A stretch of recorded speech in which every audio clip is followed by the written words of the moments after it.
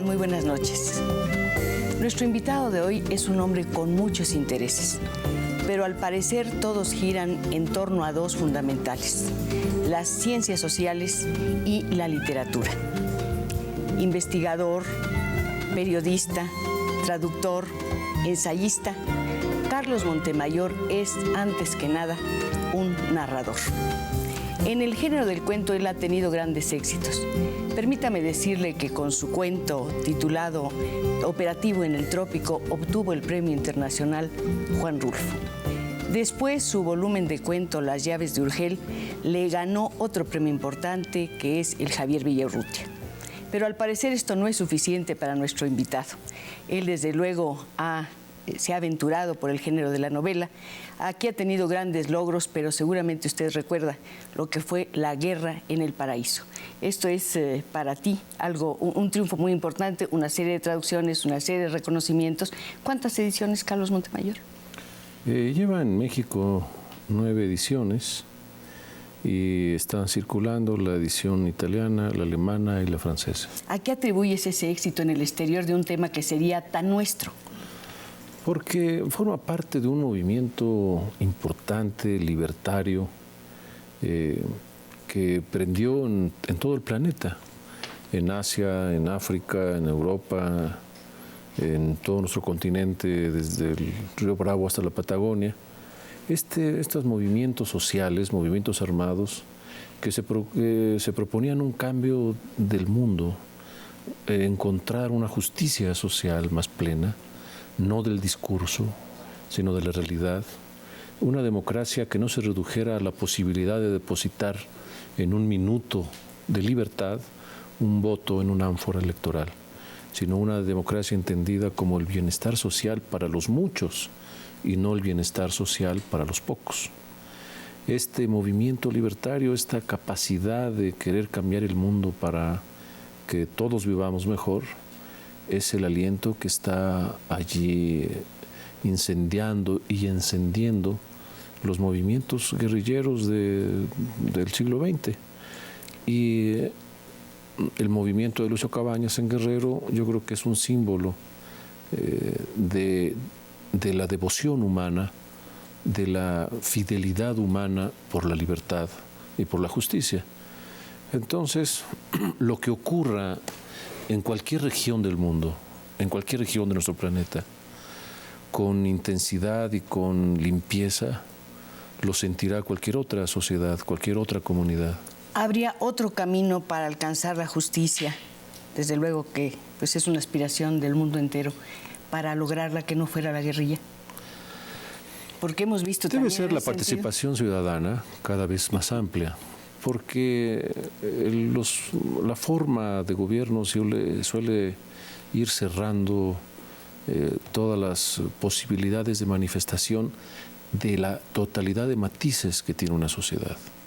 El gobierno no puede estar representando toda la gama de expresiones sociales, y los partidos políticos tampoco, van cerrando las opciones. Por lo tanto, además de las decisiones de gobierno y además de los partidos políticos y, por supuesto, además de procesos electorales limpios, necesitamos una participación ciudadana mucho más amplia, de tal manera que la influencia ciudadana se deje sentir en las tomas de decisiones políticas, administrativas, económicas, de gobernantes a nivel municipal, estatal o federal, y que se deje sentir también en los partidos políticos para que estos puedan asumir con mayor ductilidad, con mayor flexibilidad y rapidez las exigencias de la variedad y multiplicidad de una sociedad como la nuestra. Yo no sé si tú estés de acuerdo conmigo, pero hay momentos en que uno piensa que los grupos sociales se han organizado con mayor celeridad, con más sentido común, más inteligencia aplicada a la realidad que a veces los partidos políticos. Por supuesto, nada más recordemos aquí la devastación de los terremotos del 85 y la respuesta impecable, milagrosa, solidaria del pueblo mexicano. Era impresionante la capacidad de respuesta inmediata, práctica, gente que llevaba agua purificada a las calles, o pan, o café, taxis que no cobraban y que trasladaban a todo el mundo. Eso es una muestra indiscutible de la capacidad de nuestro pueblo para responder en términos prácticos. ¿Hemos mantenido esa capacidad? ¿Hemos superado, por fortuna, esa situación dramática? Ojalá, yo pediría que no solamente la conserváramos, sino que la acrecentáramos y que ese acrecentamiento la hiciera respetable y más valiosa a los ojos de gobernantes y a los ojos de aspirantes a gobernantes. A lograr ese acrecentamiento, por decirlo de alguna manera, o para lograrlo, mejor dicho, ¿influye la escritura, me refiero al periodismo, la literatura? Habemos escritores que tenemos distintas vocaciones o distintas pasiones. A muchos les interesa los temas conyugales, los temas eróticos, los temas urbanos, los temas religiosos, espirituales, simbólicos. Y a algunos novelistas nos atrae y nos atrapa la realidad social. Entonces, si un novelista está capturado por esa vivencia y ese prodigio de la realidad social, de la capacidad de los pueblos para moverse, exigir su cambio, transformarse a sí mismos, entonces escritores como nosotros nada más tenemos dos opciones: o tratar de expresar y de revelar estas dimensiones sociales de nuestra vida por la vía de la fantasía, o por una vía que nos acerque cada vez más a autores y lectores a la realidad misma. ¿Desde qué perspectiva? ¿Desde la perspectiva de una ideología? ¿Desde la perspectiva de una militancia? ¿O desde la perspectiva abierta que debe tener un periodista y un escritor? Desde edad muy temprana, desde mis años mozos, como se dice en viejo castellano, me tocó vivir experiencias muy difíciles, muy contradictorias en Chihuahua, con movimientos campesinos muy importantes, muy relevantes. Una faceta de estos movimientos agrarios derivó en una radicalización ideológica que a un grupo de compañeros míos los convenció de levantarse en armas y por la vía armada transformar el país. En el momento en que la mayoría de ellos, 23 de septiembre de 1965, Ciudad Madera, Sierra de Chihuahua, frontera entre Chihuahua y Sonora, Sierra Tarahumara, en el momento en que cayeron, la prensa divulgó noticias muy distorsionadas de la vida y de los objetivos de estos jóvenes amigos míos. Los trataron de delincuentes, de criminales, de robavacas, de gatilleros. No era cierto. Eran jóvenes tan limpios, tan inteligentes, tan dignos, tan honestos. El contraste entre la versión oficial que distorsionaba esa vida y la pureza de esa vida que yo había conocido me impresionó, me conmocionó. Y desde ese momento, en ese momento yo ignoraba que sería escritor con el paso de los años. Pero desde ese momento yo sentí que tenía, si pudiera decirlo así, un claro compromiso, barruntos de un claro compromiso, aunque suene paradójico, de que yo debía en algún momento ser capaz de mostrar los contrastes entre la distorsión de las versiones oficiales y la realidad humana que implica vivir algo. Pero tenías también un conflicto, las exigencias de la ficción. Bueno, las exigencias no de la ficción, digamos. La ficción es una palabra que no me gusta mucho. Yo sé que no, de la novela. Porque está suponiendo un invento total. Un fingimiento. Esa es la raíz latina de fictus, fingido, ficción. No, diría que la del arte, la persuasión del arte literario. El arte literario tiene que persuadirnos y no solamente informarnos de que está lloviendo en esta noche, sino hacernos sentir que está lloviendo esta noche y no solamente hacernos sentir, sino quizás empaparnos de esa lluvia. Eso es el arte. Yo quiero que nuestros amigos sientan precisamente eso, que se pueden meter directamente en esta conversación con un hombre que tiene muchas perspectivas, muchos miradores para ver y reflejar y a veces transformar nuestra realidad. Aquí está Carlos Montemayor, tenemos teléfonos en el estudio y tenemos un motivo para haberlo invitado. Yo sé que eres un hombre ocupadísimo, pero el hecho de que haya aparecido tu más reciente novela, Los Informes Secretos, es motivo suficiente para tenerte aquí. Celebramos la aparición de este libro. Cristian. Es una novela muy especial. Yo no sé si haya muchos antecedentes de este tipo de relatos, pero déjeme decirle que la base de este libro son 3,000 documentos confidenciales y que hay dos historias paralelas para simplificarlo lo más posible y poder entrar a una especie de explicación que tú nos vas a dar. Por una parte está una serie de datos o referencias que parten de 1953, que son estos documentos secretos, y después hay otro informe secreto que parte de febrero a agosto de 1995. Yo siento que la ficción de estos informes secretos empieza precisamente en estos materiales. ¿Cómo puede ser que informes secretos, no uno ni dos, sino 3,000, que es un volumen inmenso, así físicamente, haya llegado a ti por equivocación, por un error de alguien? Sí, bueno, errores de empleados del Archivo General de la Nación. Ya la directora Patricia Galana me habló muy preocupada porque diciendo que eso es imposible. No, es posible. ¿Cómo? Lo que sucede es que esto ocurrió en 1992. Hay paquetes enormes amarrados con sogas en el Archivo General de la Nación que les van pasando a los investigadores y en ocasiones confunden por arte de los ángeles. Aquí no es la cola del diablo, sino la mano de los ángeles. Confunden un material de producción agrícola del Bajío del siglo XVIII con informes de agentes secretos de la PGR infiltrados en Partido Comunista, Partido Obrero Campesino, Partido Popular y Frente Anticomunista Mexicano del 50 al 57. Pero los informes secretos no se supone que están en un sitio cerrado, que están aislados, que están vigilados, que están fichados. Eso es lo que afirma también la directora del Archivo General de la Nación. Pero esto ocurre hasta en las mejores familias. Yo sentí que de alguna manera ahí empezaba la ficción de estos informes secretos. Puede ser, pero digamos la literatura.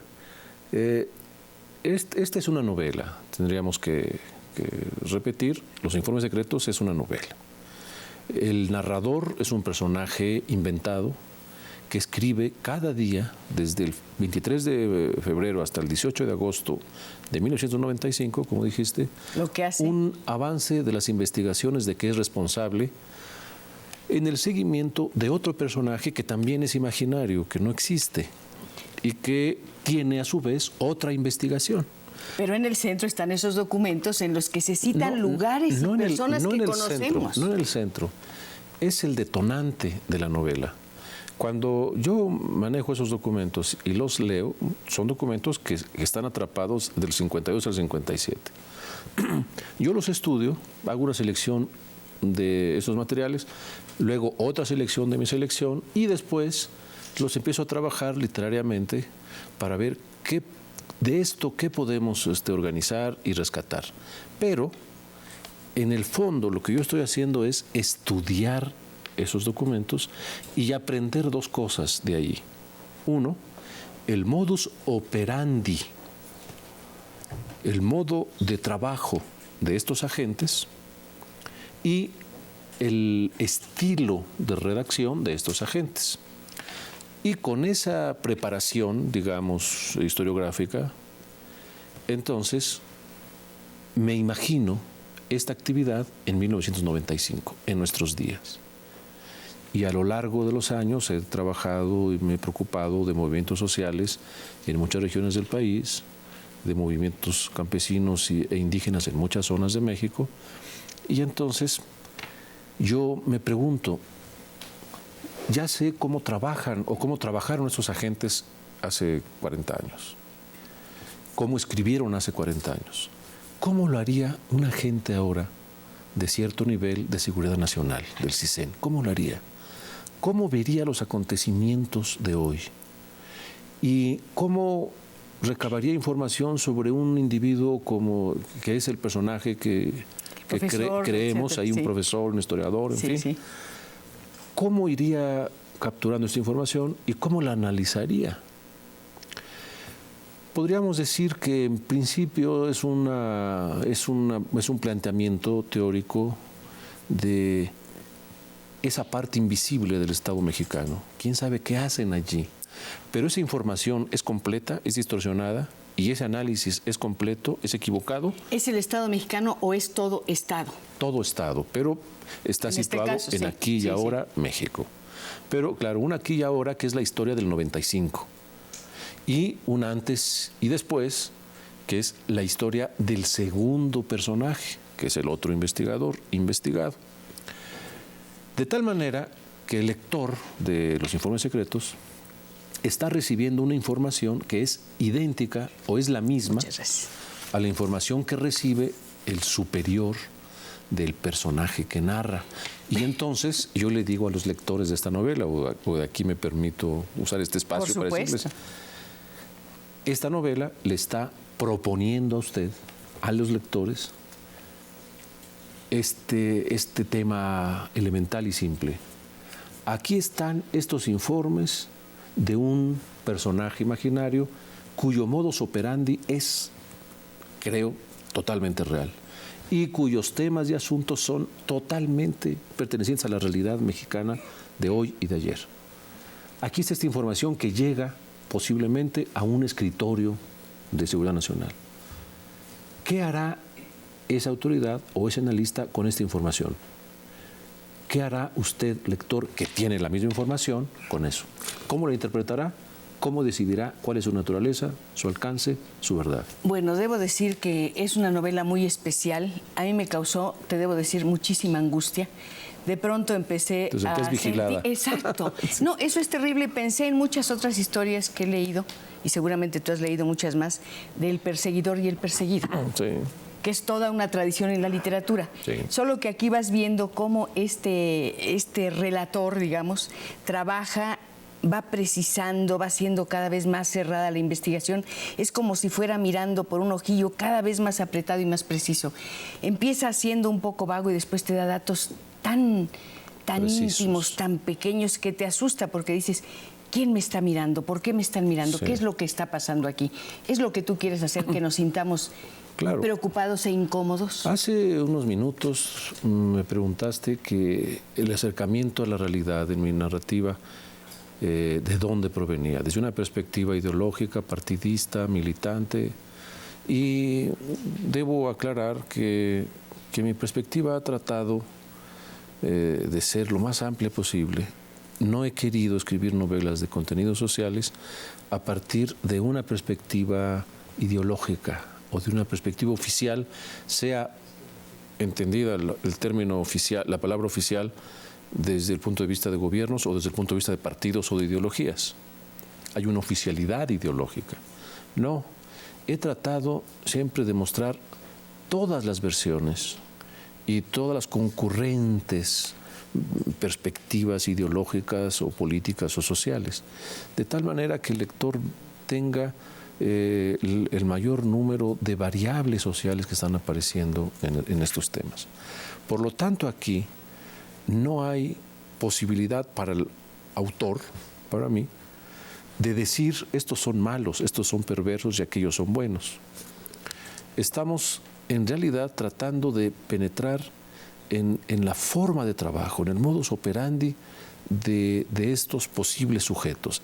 Y por lo tanto, el autor, digo, el narrador, el agente, el investigador, digamos, vamos a decir, los dos principales personajes, el narrador, que es el investigador, y el personaje investigado, ¿sí? El investigado, que le dicen el objetivo. Bueno, entonces, estoy tratando de que a partir del narrador se esté dando por sentado que todo lo que hacen y todos los métodos de investigación son naturales y no están calificados de buenos, malos, sino solamente calificados de eficaces o ineficaces. Aquí tenemos que ser eficaces en cuanto a los cortes.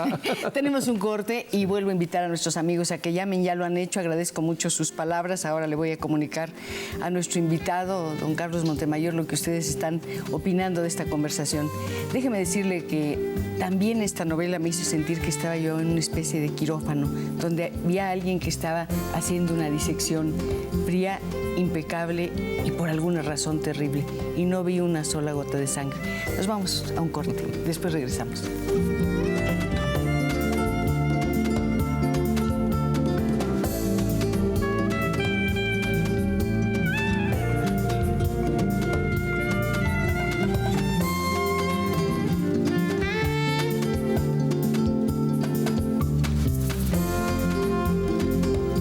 Gracias, de verdad, muchas gracias por haber atendido a la invitación de participar en este programa donde estamos conversando con Carlos Montemayor. Las personas que nos están viendo y que te están escuchando dicen cosas muy interesantes, yo te las quiero transmitir. Olga López, felicito al maestro Montemayor. Si hubiera más escritores como usted, México sería un país mucho mejor. Desde luego también felicito a la señora Pacheco. Muchas gracias. Verónica Reyes, felicito al señor Carlos Montemayor, ya que nos está dando un marco para una transformación de lo que sucede a nuestro alrededor como seres humanos, y le quiero decir que su obra es muy bella. Francisco Rubén Flandes, felicito al señor Carlos Montemayor porque él estuvo conmigo en la Facultad de Derecho en la universidad. Gracias. Juana Martínez, le mando una felicitación a la señora Pacheco por haber invitado al gran escritor Carlos Montemayor. Soy una fiel admiradora de él y espero que siga adelante y que siga defendiendo sus ideales. Hilda Rosales, felicito al señor Carlos Montemayor. Apoyo sus investigaciones acerca de lo que oculta el gobierno de México sobre las luchas indígenas en Chiapas. Habrá muchas más llamadas y seguramente las vamos a comentar. Dije hace un momento que la novela me inquietó, sinceramente me inquietó, me hizo temer, me puso incómoda y tuve en muchos momentos la sensación de hallarme efectivamente en un quirófano donde alguien estaba haciendo una disección sin parpadear, sin estremecerse, sin nada. Es una novela totalmente desnuda, es una ficción, pero es una ficción sin concesiones, sin ficción. No hay nada ni bonito ni feo, es fría. Lo que tiene que ser es, y yo creo que lograr ese tono raso, seco, como de piedra, y después hablamos de la piedra, debe haber sido muy difícil para ti. Sí, hay pintores que son muy realistas, que uno mira un cuadro y no sabe si eso... O hay pintores que juegan en su propio cuadro con otra imagen y no sabemos si se trata de una fotografía, de una ventana al mundo, de una ventana a la realidad, o de la realidad. No sabemos dónde empieza el cuadro y dónde termina. Porque, de alguna manera, estos pintores tan realistas, tan constructores verosímiles ¿Pensabas en las meninas, por ejemplo, en el espejo donde se ve Velázquez, esto, pero también en amigos míos como Benjamín Domínguez, por ejemplo? Hay momentos en los que uno no sabe si está viendo algo creado o algo que está allí tocándonos, como la realidad, como este tejido, como esta silla. Bueno, esta novela de Los Informes Secretos no es una novela poética, porque me esforcé en que de principio a fin la novela pareciera la secuencia de informes escritos por un agente de seguridad nacional. ¿Hay algo de documental cinematográfico? ¿Hay algo de cine, de noticiero? Así es. Entonces, cada página, es decir, alguna vez me han preguntado, oiga, ¿y por qué no hizo una novela en lugar de insertar los informes o las fichas? Me dijeron. Hubiera sido otra cosa, evidentemente. No, es que le dije, es que aquí no hay ninguna ficha insertada, todo eso es creación, todo eso yo lo hice, yo lo inventé, digamos. Lo que sucede es que no era una novela que pudiera irse por lo poético, tenía que parecer palabra a palabra, línea a línea, página a página, informes escritos por agentes de seguridad nacional. Pero además debo decirte que en el informe actual, en el del 95, uno llega a construir el personaje. Yo no sé cómo será, yo me lo imagino alto, corpulento, un hombre muy blanco, muy plano de la cara, sin demasiado perfil, con unos ojos tenaces y pequeños, casi amarillos. Bueno, eso es el arte. Sí, yo creo que entonces, claro, el lector no puede ver poesía porque ya está viendo una ficción de entrada.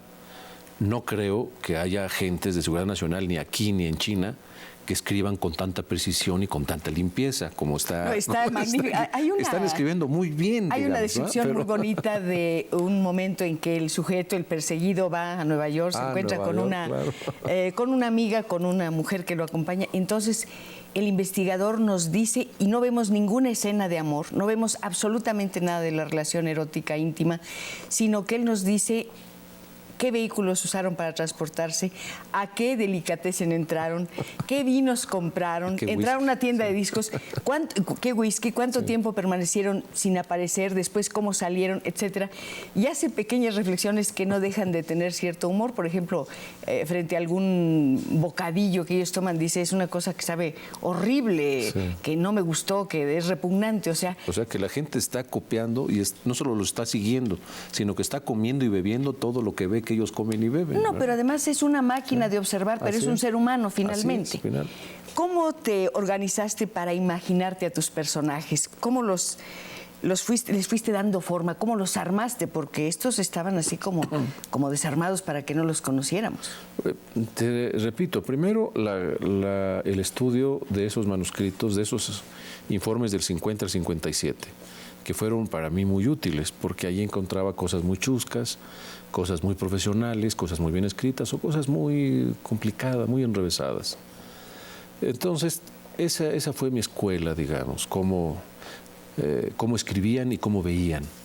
Pero a lo largo de los años he tenido oportunidad de enterarme de muchas cosas, de México, de América Latina, de Guatemala, de Francia, de España, de Estados Unidos.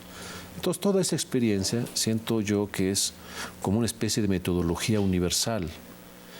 Y a partir de anécdotas o experiencias que he oído o que me han ocurrido, pues voy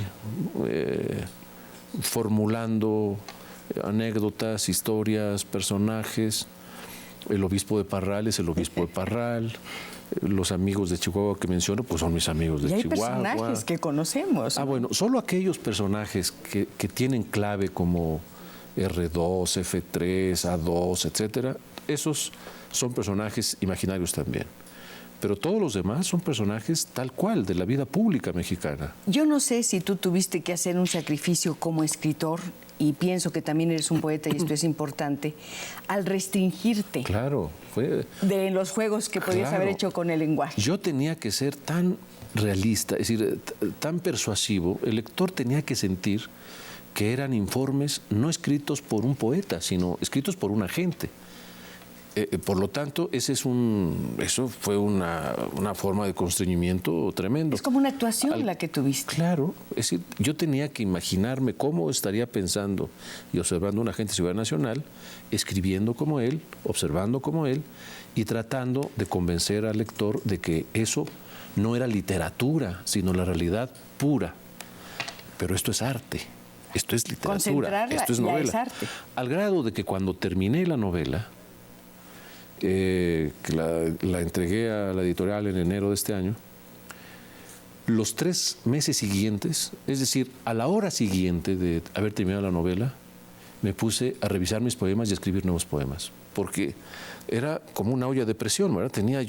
Estaba tan constreñido a no darme ninguna licencia, a no permitirme ninguna licencia poética, que tuve que explotar y dedicarme a la poesía los 3 meses siguientes íntegros. Yo estoy segura de que muchos escritores se enamoran de sus personajes y si no se enamoran, llegan a establecer una relación personal directa, profunda con ellos.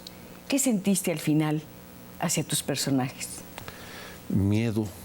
Yo también sentí miedo como tú, incomodidad, porque por algún motivo, no sé, si tú recuerdas, Guerra en el Paraíso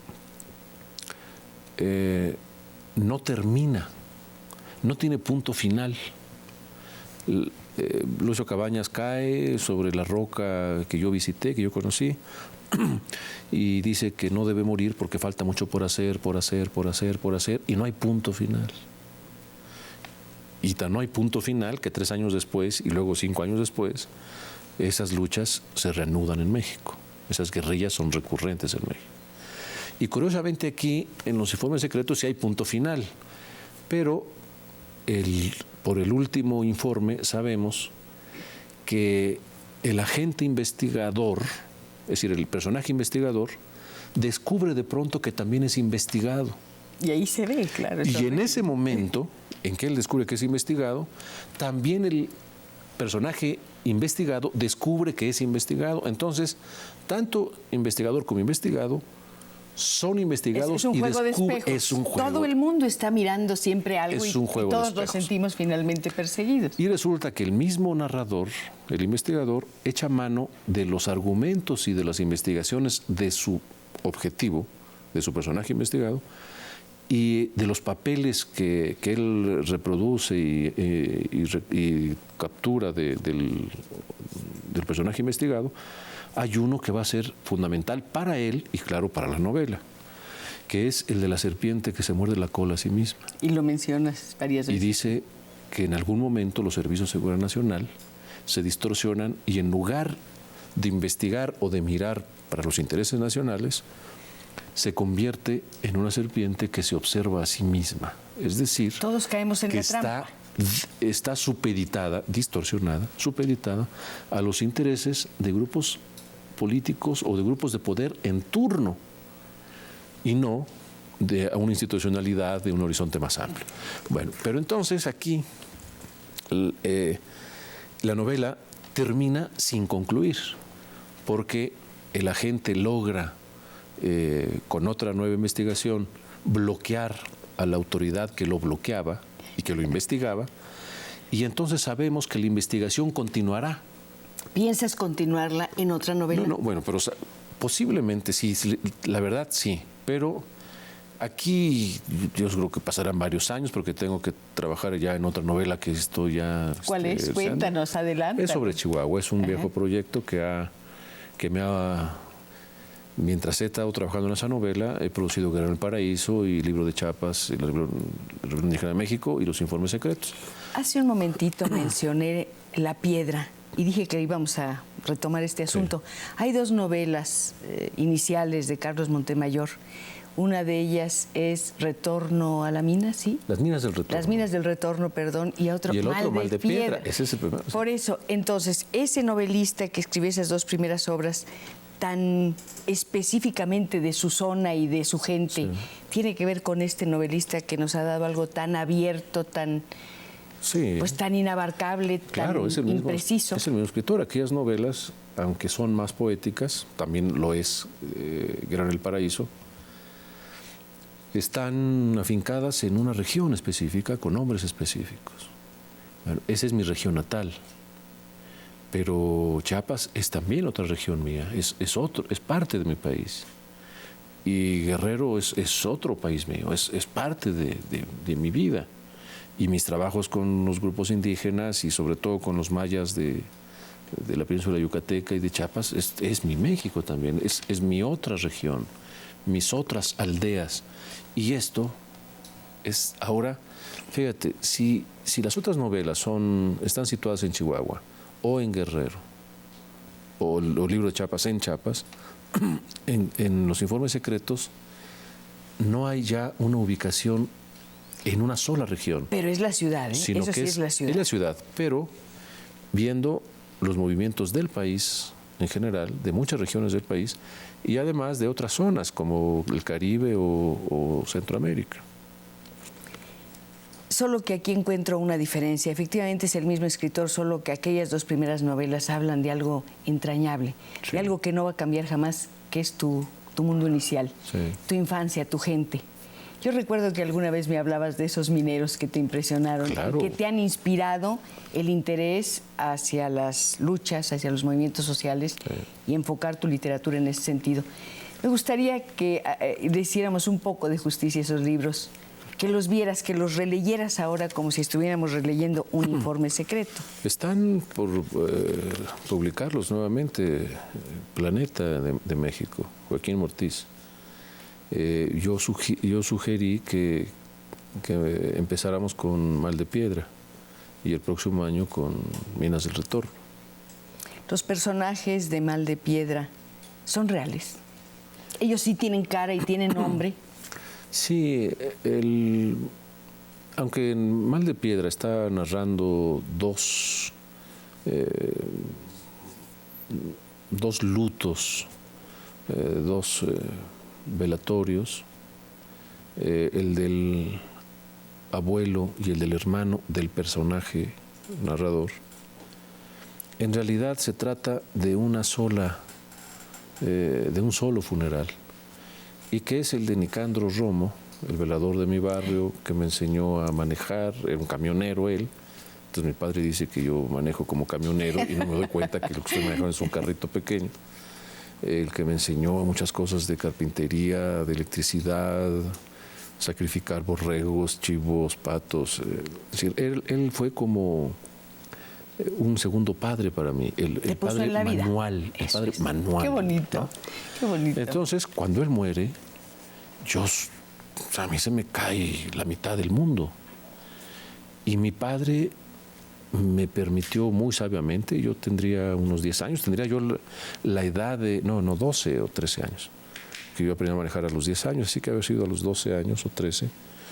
Y mi padre, la edad del personaje niño en la novela, y mi padre tuvo el acierto de dejarme vivir ese duelo a profundidad. Y fui atravesando el pueblo con el pequeño cortejo a pie, porque eso hacíamos en los pueblos. Fui al templo, luego fui en el cortejo hasta el Camposanto. Entonces, la novela está narrando ese duelo mío. Y claro, mi familia no es de mineros, pero ese duelo es absolutamente real, porque se trataba de Nicandro, que era como mi otro padre. Que además es como nombre de un personaje de novela, Nicandro Romo, y aquí hay muchas personas que han llamado y que podrían tener nombre de novela. Ya nos vamos a un corte, don Roberto, ya.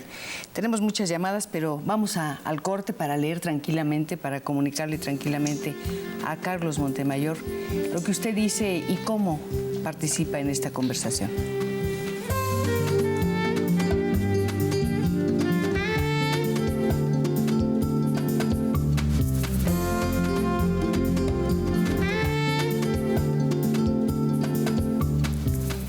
Llamadas de verdad muy bonitas para Carlos Montemayor. Hay una preciosa de Cecilia González que dice: el escuchar al señor Montemayor es un placer, como ver el cielo de Chihuahua en las noches estrelladas.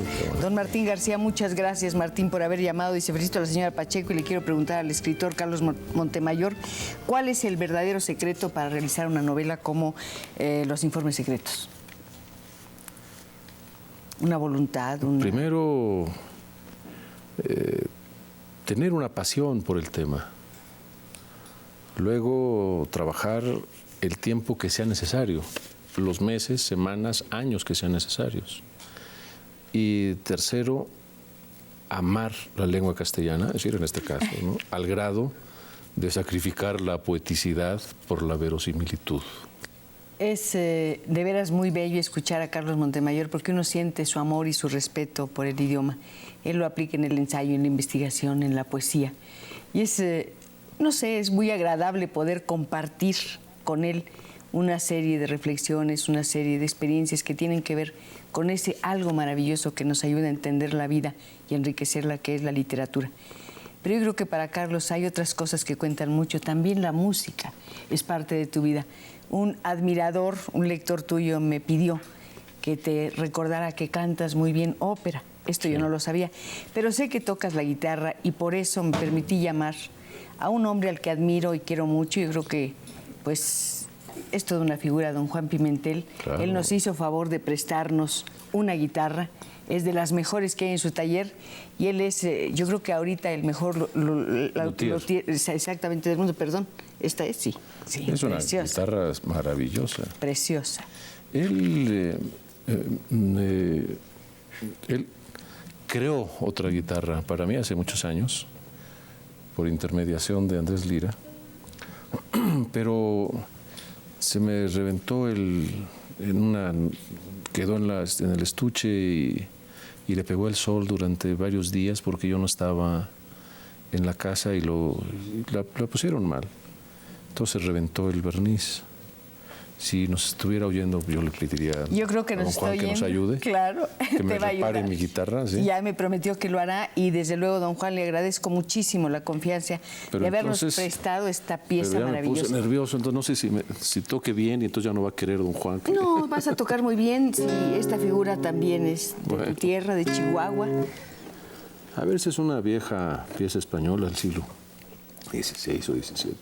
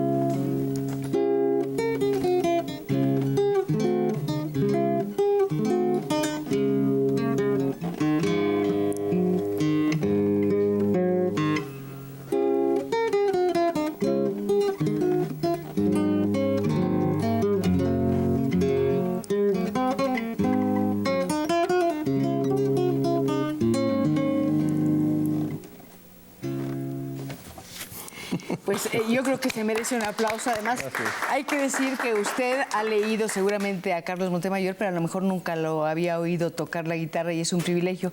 Pensé, si estuviera aquí, Nicandro Romo sería feliz. Estaría pensando, yo a este muchacho lo enseñé a hacer las cosas más torpes, más burdas, ¿no? Más duras con las manos. Y ahora sus manos estaban haciendo música y esto es maravilloso. Pues si me permites adentrarme ahí en esta selva de la infancia, un cuñado de él, Juanito, minero, fue el primer hombre a quien yo vi tocar una guitarra. Yo habría tenido 8 años o algo así. Me deslumbró la guitarra. Y tenía unas uñas duras, largas, de trabajador manual. Y estaba cantando ahí un corrido, pero el sonido de la guitarra, y además esa guitarra tenía cuerdas metálicas, no tan artísticas y hermosas de plástico como esta, me sorprendió. Entonces, a partir de ahí, para mí la guitarra fue un deslumbramiento en manos de un minero. Ya después mi padre me llevó con, yo creo que el músico, o de los grandes músicos de Chihuahua, hay músicos formidables, verdaderamente impecables y profesionales en mi estado. Y del mejor guitarrista, el mejor de los guitarristas, yo creo que fue mi maestro Rito Jurado. Y durante muchos años estudié con él diariamente, de lunes a sábado. Y las aulas de mi conservatorio parralense fueron, después de 3 o 4 sesiones en mi casa, le dijo a mi papá: oiga, don Carlos, no, yo estoy viejo, ¿cómo voy a venir caminando aquí atravesando Parral? ¿Por qué no decimos a Carlitos que vaya mejor a la Croc y me busque y yo le doy sus clases? Entonces mi padre me dijo que fuera ya. Yo llevaba mi guitarra por todo Parral a mis clases. Me dio 2 clases allí en la Croc, hacía mucho ruido, había mucho ruido, mucha gente. Y así que solamente una semana estudié en lugares neutros. A partir de la segunda semana y durante muchos años, mis aulas de conservatorio fueron como 6 o 10 cantinas de Parral, a las que llegaba de 1 a 2 de la tarde, cuando el suelo de las cantinas olía a jabón y a serrín fresco. Precioso. Y el cocido estaba allí a punto en los calderos, en las estufas. Entonces, desde ese tiempo tengo una idea bucólica de las cantinas de Parral. Bucólica porque son lugares tranquilos, apacibles, limpios, con olor a comida y a serrín. Y ahí fue donde aprendí guitarra. Bueno, yo creo que es para ti muy emocionante este reencuentro con un recuerdo pues que a todos nos conmueve, nos emociona, y de verdad te agradezco mucho esa interpretación, y a don Juan una vez más que nos haya prestado esta guitarra. Yo le prometo que se la regreso el lunes, porque además es un objeto de una belleza extraordinaria. Estábamos hablando de que te acercaron estos hombres duros, estos hombres fuertes como de piedra, a la guitarra. ¿Quién te acerca rápidamente a la literatura? Mira, mi padre es un muy buen poeta y mi abuelo era también poeta. Mi padre dice que escribía malos poemas, mi abuelo, y yo decía que mi padre escribía malos poemas, y mi hijo dice que yo escribo malos poemas, así que vaya la tradición está en secuencia. Desde niño yo tuve un ambiente artístico muy importante. Mi madre tenía una voz maravillosa, mi padre también era un magnífico cantante. Muchos amigos de mi padre eran, especialmente Alejandro Cortés, era un guitarrista excepcional. Entonces, desde niño yo crecí rodeado de los amigos poetas de mi padre, los amigos periodistas de mi padre, eran muy fiesteros. Así que la literatura siempre estuvo allí, pero a mí me interesaban más las cosas que yo consideraba más concretas, la realidad, la historia, las ciencias sociales, la economía, en fin. Pero me fui a estudiar preparatoria a Chihuahua, 2 años de distancia de Parral, aunque iba con mucha frecuencia. Y luego vine a México, a la Ciudad de México, a iniciar mis estudios universitarios. En esa época los calendarios escolares corrían de febrero a noviembre. Y todo el invierno, no el verano como ahora, todo el invierno eran las vacaciones, el periodo vacacional más importante. Regreso a Parral y me deslumbra el paisaje de Parral, invernal, crudo, fuerte, áspero, árido, viril, robusto, maravilloso.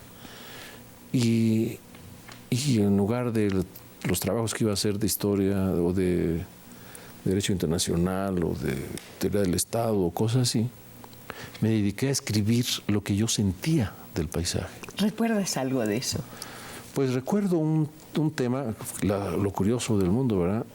Es entre Salaices y el pueblo de Talamantes, nada más que hacia el lado norte, hay una estación, o había una estación de tren con unas 50 familias, una población de unas 50 familias, llamada Estación Troya. Hazme el favor. Qué bonito. Troya. Qué bonito. Yo que después me convierto en un helenista, ¿verdad? En un latinista. Sí, claro. Entonces es destino, ¿verdad? Como se llaman, Troya, Estación Troya, que es la que más me impresionó. Y ese texto lo trabajé, y cuando yo se los presentaba a los amigos decían, bueno, pero ¿qué tiene que ver Troya con esto? Y yo estaba pensando en Troya de Chihuahua, ¿no? No en la Troya homérica. Pero así fue, así empecé. Entonces, ese cuento que ya no existe, es decir, no desapareció. Ojalá que existiera, falleció. pero con todas las llamadas que has recibido podríamos hacer mucho más que un cuento. Todas son reales, de personas reales que nos han estado acompañando a lo largo de esta emisión. Rufino Nava dice, le mando una felicitación a la señora Pacheco por entrevistar al señor Montemayor. Quiero preguntarles que ya nos quedan nada más 2 minutos. Yo quiero hacer pasar otras voces. Susana Vázquez, no soy adicta a la lectura, sin embargo, el tema de esta entrevista me despierta el interés por ella. ¿En dónde puedo conseguir los libros del señor Montemayor? Bueno, están en todas partes, y debo decir con justicia que este libro es editado por Joaquín Mortiz. Aquí está, ya lo podemos ver. Sí, ahí está. Usted pídalo rápidamente, se lo van a dar, porque seguramente ya ahorita en todas las mesas de novedades, sí, afortunadamente. Bueno, Gandhi, Parnaso, Belardo González, además de saludarlos y felicitarlos, quiero comentar que en provincia no tenemos contacto con personalidades.